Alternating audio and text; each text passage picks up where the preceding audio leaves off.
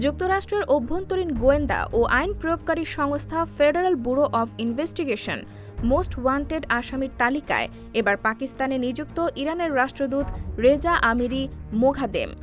সম্প্রতি সামাজিক যোগাযোগ মাধ্যম এক্সে পোস্ট করা এক বার্তায় এ তথ্য নিশ্চিত করেছে এফবিআই। এক্স বার্তায় বলা হয়েছে, এফবিআইয়ের অবসরপ্রাপ্ত বিশেষ এজেন্ট রবার্ট এ লেভিনসন ওরফে বব লেভিনসনকে অপহরণ, বন্দী করা এবং সম্ভাব্য হত্যার দায়ে মোঘাদেমকে মোস্ট ওয়ান্টেড তালিকাভুক্ত করা হয়েছে।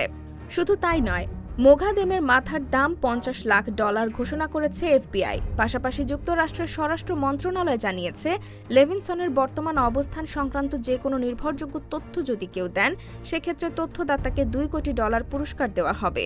এদিকে এফবিআইয়ের বরাত দিয়ে পাকিস্তানি সংবাদ মাধ্যম জিও নিউজ জানিয়েছে, রবার্ট এ লেভিনসন 1998 সালে এফবিআই থেকে অবসর গ্রহণ করেন। পরে 2007 সালের 8 মার্চ বেসরকারি তদন্তকারী হিসেবে ইরানের কিশ দ্বীপে গিয়েছিলেন। তারপর থেকে তার আর কোনো খোঁজ পাওয়া যায়নি।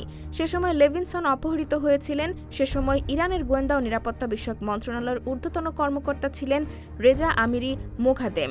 লেভিনসনের নিখোঁজ হওয়ার ঘটনায় 2025 সালের মার্চে মোঘাদেম এবং আরও কয়েকজন ইরানি কর্মকর্তাকে আনুষ্ঠানিকভাবে দায়ী করা হয়।